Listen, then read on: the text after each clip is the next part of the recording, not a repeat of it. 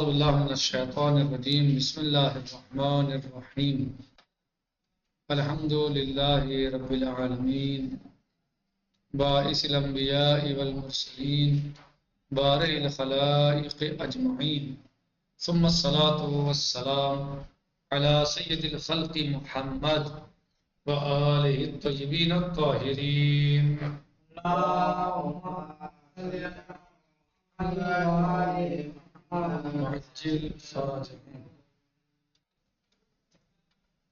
آج کا ہمارا جو درس ہے وہ معاد اور فلسفہ تخلیق کے بارے میں ہے. جیسے معلوم ہے کہ ہمارا درس اور سلسلے گفتگو اس وقت معاد کے ذہن میں چل رہا ہے، اور اس کتاب یعنی اصول عقائد کا آج کا یہ یعنی اس کتاب کے اعتبار سے 7واں درس ہے، 7واں سبق ہے اس کتاب کے اعتبار سے. یعنی کتاب اصول عقائد کے اعتبار سے 7واں درس ہے، 7واں سبق ہے، جس کا عنوان ہے معاد اور فلسفہ تخلیق کا. یعنی تخلیق کا فلسفہ کیا ہے، کیوں خلق کیے گئے، کیوں بنائے گئے، انسان کیوں پیدا ہوا، کیا اس کا فلسفہ تھا، کیا حکمت تھی، کیا وجہ تھی، کیا اس کا سبب تھا، کس لیے انسان کو پیدا کیا گیا، اس کائنات کو کس لیے پیدا کیا گیا. کہہ رہے ہیں کہ بہت سے لوگ یہ سوال کرتے ہیں کہ اللہ تعالیٰ نے ہمیں کس لیے پیدا کیا ہے. کبھی اس سے بڑھ کر کہتے ہیں کہ بالآخر اس وسیع اور عریض جہان کی تخلیق کا فلسفہ کیا ہے. کبھی تو اپنی خلقت کے بارے میں لوگ سوال کہ اللہ عز و جل نے ہمیں کیوں پیدا کیا، ہماری خلقت کا سبب اور راز اور فلسفہ اور حکمت کیا ہے. کبھی اس سے اور دائرہ وسیع کر دیتے ہیں اور پوچھتے ہیں، کہتے ہیں کہ اس وسیع و عریض جہان کی تخلیق کا فلسفہ کیا ہے، اس کو خلق کرنے کی وجہ حکمت کیا ہے. کسان اور باغبان درخت کو پھل کے لیے اگاتا ہے. کسان یا باغبان درخت کو کس لیے اگاتا ہے، کس لیے اس میں محنت کرتا ہے تاکہ پھل آئے. اور زمین کو فصل کے لیے کسان تیار کرتا ہے. کسان جو ہے وہ زمین کو کس لیے تیار کرتا ہے تاکہ فصل آ سکے. محنت کرتا ہے تو مجھے پانی دیتا ہے، اسے جو ہے جوتتا ہے، کھودتا ہے، اسے برابر کرتا ہے، اسے مٹی باریک کرتا ہے، اس کے بعد بیج ڈالتا ہے، تو اس کے بعد جو ہے اسے دوبارہ سے پاڑ دیتا ہے، ہموار کر دیتا ہے، اور پھر اس میں پانی دیتا ہے. امید جگہ بیٹھا رہتا ہے بیچارہ. تو کس لیے سب کرتا ہے تاکہ فصل تیار ہو سکے. کہہ رہے ہیں کہ اور زمین کو فصل کے لیے تیار کرتا ہے، بیج بوتا ہے. تو تخلیق کے باغبان نے ہمیں کس مقصد کے لیے پیدا کیا ہے، یعنی کسان اور باغبان کا ہدف ہمیں سمجھ میں آ گیا، اس کا مقصد ہمیں سمجھ میں آتا ہے. لیکن سوال یہ ہے کہ اللہ عز و جل نے ہمیں کس لیے پیدا کیا، ہمارے پیدا کرنے کا مقصد کیا تھا، کیا اس کی وجہ تھی، کیا فلسفہ تھا. آیا خدا کے پاس کوئی کمی تھی کہ جس کا جبران ہمیں تخلیق فرما کر کیا ہے. تو اس صورت میں وہ محتاج کہلائے گا. احتیاط رکھنا، ضرورت مند ہونا، حاجت رکھنا پروردگار کے مقام کی، اور احتیاط رکھنا پروردگار کے مقام اور اس کے لامحدود وجود کے ساتھ سازگار نہیں ہے. یعنی اس کا جو وجود ہے لامحدود، اور جو اس کا جو یعنی وجود ہے وہ اس کے ساتھ یہ مناسب نہیں ہے کہ وہ محتاج ہو. اللہ سبحانہ وتعالیٰ کی ذات کے ساتھ یہ مناسب نہیں ہے کہ وہ محتاج ہو. محتاج ہونا اس سے دور ہے.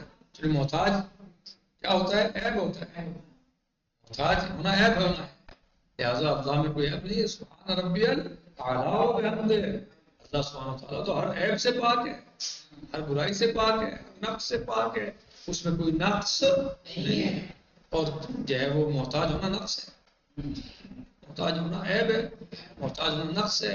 اور اللہ سبحانہ وتعالیٰ ہر برائی اور نقص سے سبحان ربی العظیم و بحمدہ. سبحان ربک رب العزت عما یصفون. اللہ سبحانہ وتعالیٰ پاک و منزہ ہے، اس کی ذات بے عیب ہے. اس سوال کے جواب میں بہت سی باتیں ہیں، لیکن چند جملوں میں اس واضح جواب کا خلاصہ کیا جا سکتا ہے. اور وہ یہ ہے کہ سب سے بڑی غلطی یہ ہے کہ ہم اللہ تعالیٰ کی صفات کا اپنی ذات کے ساتھ قیاس کرتے ہیں. ہم کیا کرتے ہیں، اللہ عز و جل کی ذات کا اپنی جو ہے اللہ تعالیٰ کی صفات کا اپنی ذات کے ساتھ قیاس کرتے ہیں. ہم اللہ عز و جل کے وجود مبارک کو کیا پر پرکھتے ہیں؟ اپنے وجود پر پرکھتے ہیں، اپنی ذات پر پرکھتے ہیں، جبکہ ہم ممکن الوجود ہیں اور وہ واجب الوجود ہے۔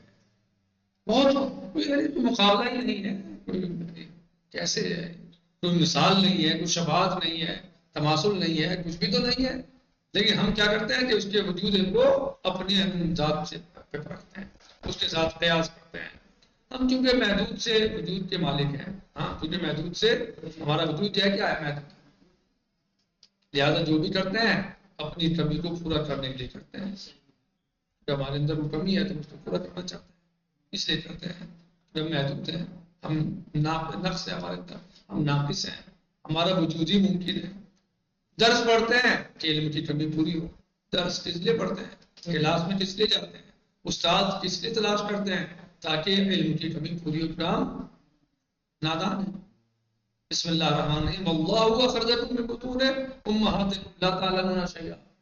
اللہ نے تمہیں پیدا کیا جب تم اپنی ماؤں کے بطن سے باہر آئے، تم کچھ بھی نہیں جانتے تھے، تمہیں کچھ بھی پتا نہیں تھا۔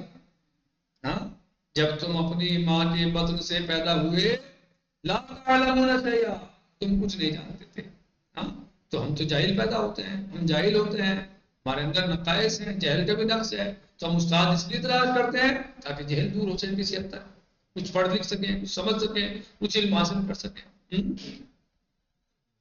درس پڑھتے ہیں کہ علم کی کمی پوری ہو، کام کرتے ہیں کہ مالی پریشانی ختم ہو۔ ہم فقیر ہیں، غریب ہیں، کمزور ہیں، ہمیں حاجت ہے مال کی، دولت کی۔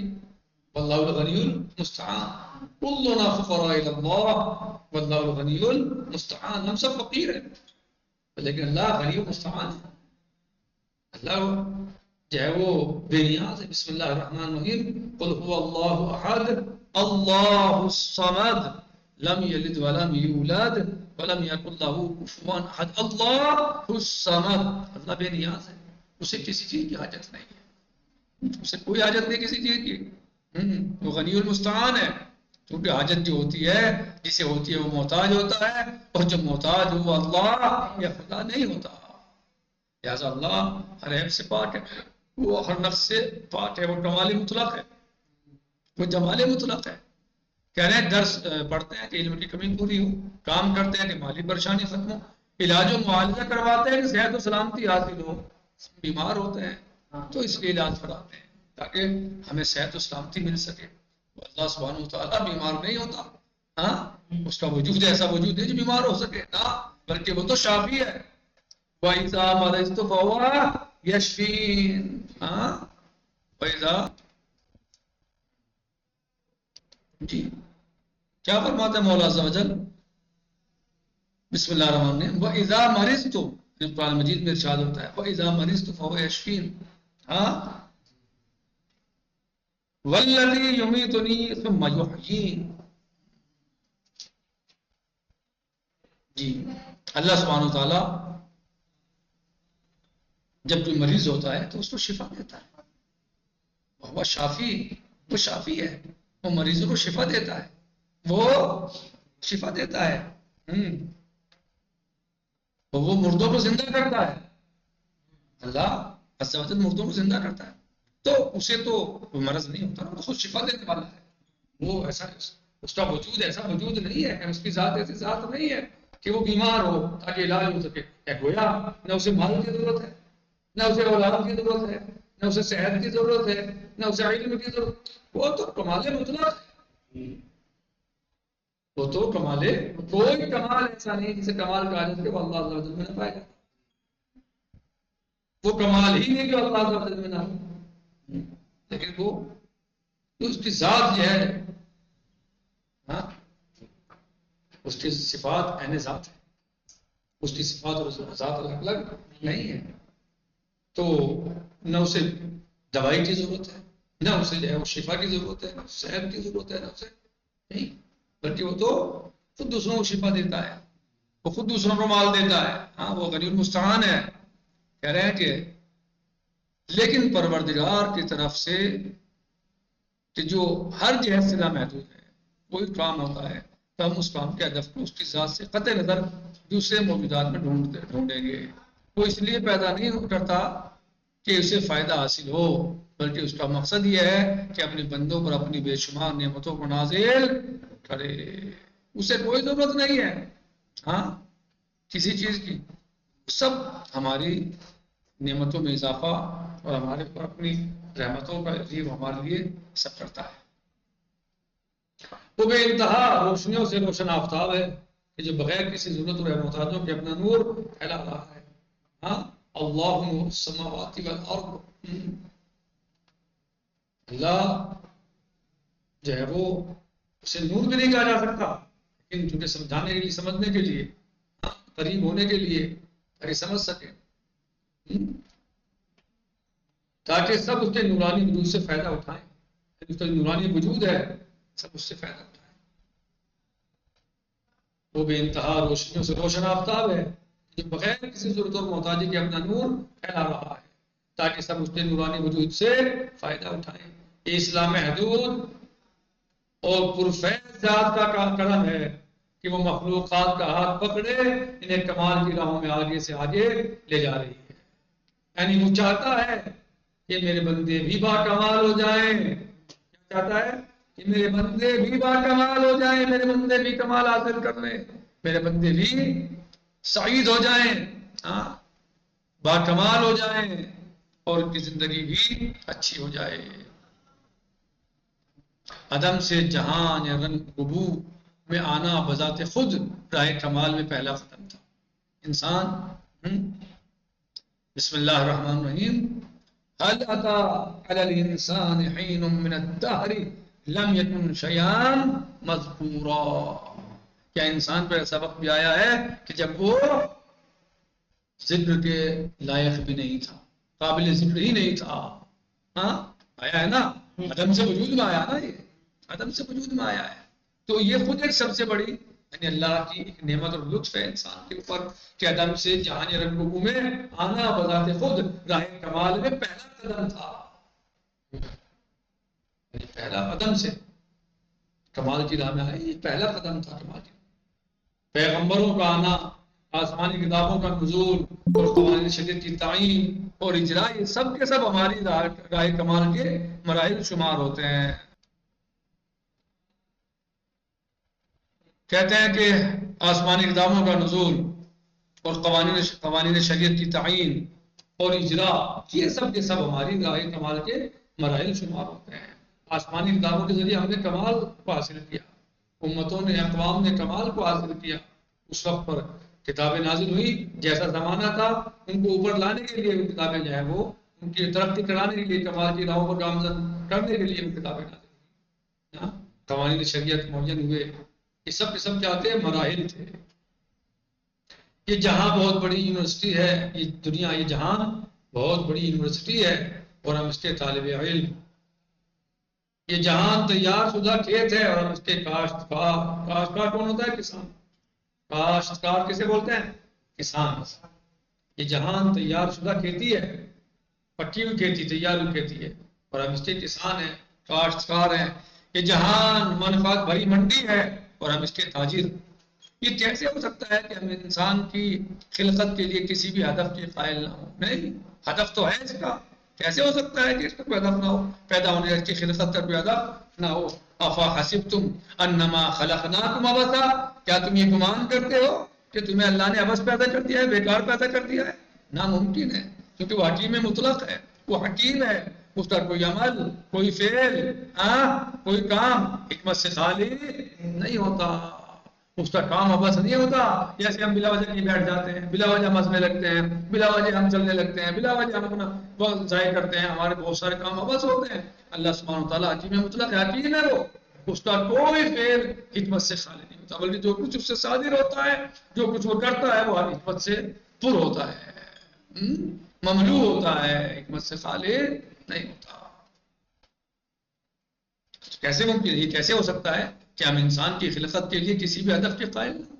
حالانکہ جب ہم ارد گرد بخوب نگاہ کریں، بخوب اچھی طریقے سے دقت نظری کے ساتھ دیکھیں، غور و خوض کریں، سائنس صاحب، سمر صاحب، اور موجودات کے ذرے ذرے کی چھان بین کریں تو دیکھیں گے کہ ہر ایک کوئی نہ کوئی ہدف لیے ہوئے ہے. کوئی نہ کوئی ہدف لیے ہوئے ہے۔ اگر آج ہم نہیں سمجھ رہے ہیں ایسے کل سمجھیں گے۔ دیکھ لیں دنیا کیسے ترقی کر رہی ہے، کہاں سے کہاں پہنچ رہی ہے، اور کیسے کیسے روزانہ سب جو ہے وہ سامنے آ رہے ہیں حقائق جو اب سے 100 سال پہلے نہیں جانتے تھے لوگ، آج جان چکے ہیں۔ کوئی ذرہ بھی بے ہدف پیدا نہیں کیا گیا، سب کا ایک ہدف اور مقصد ہے پیدا ہونے کا، کیونکہ اس کا خالق جو ہے وہ کون ہے؟ حکیم مطلق ہے، حکیم ہے، اور حکیم ایسا حکیم کہ جس سے کوئی فعل عمل سرزاد نہیں ہوتا۔ کہہ رہے ہیں کہ ہمارے بدن کی عجیب و غریب ورک شاپ میں کوئی چیز بے ہدف نہیں ہے، حتیٰ کہ ہماری آنکھوں کی پلکیں، ہمارے پاؤں کے درمیان خلا جو آپ دیکھتے ہیں طلبوں میں، جو پیروں کے درمیان خلا دیکھتے ہیں آپ، برابر نہیں ہے آپ کا پیر، تو یہ ایسا ہونا عبث نہیں ہے، بیکار نہیں ہے، کوئی ہدف ہے اس کا، مربع کوئی ہدف ہے، یعنی جو آپ کا پیر برابر نہیں ہے بلکہ خلا ہے بیچ میں، گڑھا ہے پیر میں، آپ کی بات ہے پیر میں جو ہے گڑھا ہے، تو ایسا نہیں ہے، ہدف ہے۔ آخر کیسے ہو سکتا ہے کہ ہمارے وجود کی عمارت کا ہر ذرہ ہدف کے تحت ہو، لیکن ہمارا مکمل وجود بے ہدف ہو؟ ہمارے وجود کا ہر جو عضو ہے، ہر حصہ باہدف، اور ہمارا مکمل وجود کیسے ہو سکتا ہے؟ ناممکن ہے، ناممکن ہے، ناممکن، لا یمکن۔ اپنے وجود سے باہر آئیں، اس عظیم کائنات پر نظر دوڑائیں، ہر چیز کو اپنے اپنے جدا ہدف کے ساتھ دیکھیں گے۔ سورج کی حرارت ایک ہدف کے تحت ہے، برسات کی بارش ایک ہدف کے تحت ہے، ہوا کا مخصوص آمیزہ ایک ہدف کے ساتھ ہے، لیکن کیا یہ ممکن ہے کہ یہ مکمل جہان بغیر کسی ہدف کے ہو؟ کیسے ممکن ہے؟ یہ سب کچھ تو انسانوں کے لیے بنایا گیا اور خود انسان بھی ہدف ہو جائے، واہ واہ، ممکن ہے ایسا؟ نہیں ہو سکتا۔ حقیقت تو یہ ہے کہ اس وسیع و عریض جہان کے دل میں ہدف کی وضاحت کے لیے بہت بڑا بورڈ نصب ہے، بہت بڑا بورڈ نصب ہے، دیکھنے والا چاہیے کہ کبھی اس کی وسعت کی وجہ سے ہم شروع میں اسے نہیں دیکھ پاتے، اور اس پر یہ لکھا ہوا ہے تربیت اور تکامل۔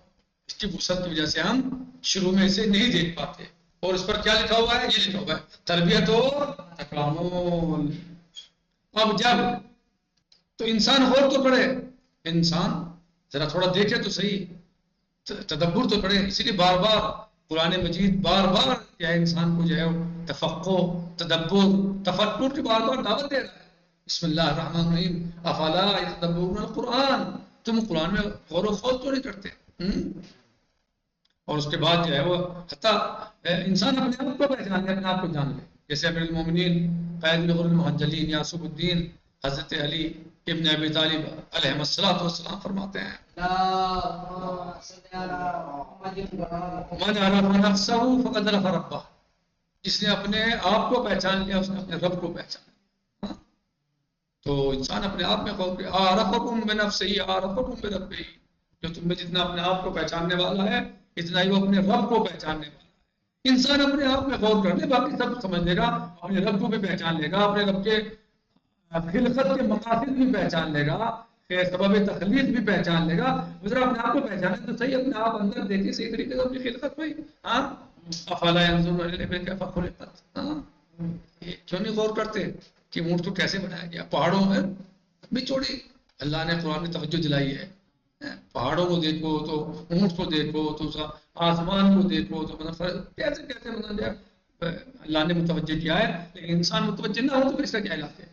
لیکن اللہ عز و جل کا کوئی فعل بلا ہدف اور بلا مقصد اور بلا حکمت نہیں ہے۔ یہ وہ بات ہے کہ ہم نہ کوشش کریں سمجھنے اور جاننے اور پہچاننے کی۔ حقیقت تو یہ ہے کہ اس وسیع جہان کے دل میں ہدف کی وضاحت کے لیے بہت بڑا بورڈ نصب ہے، لگا ہوا ہے، موجود ہے، کہ کبھی اس کی وسعت کی وجہ سے ہم شروع میں اسے نہیں دیکھ پاتے، اور اس پر یہ لکھا ہوا ہے تربیت اور تکامل۔ ہم اپنے درس کو یہیں پر روکتے ہیں، باقی انشاءاللہ کل یہیں سے شروع ہوگا۔ والحمدللہ رب العالمین۔ السلام علیکم ورحمۃ اللہ تعالی وبرکاتہ۔ فی امان اللہ، خدا حافظ۔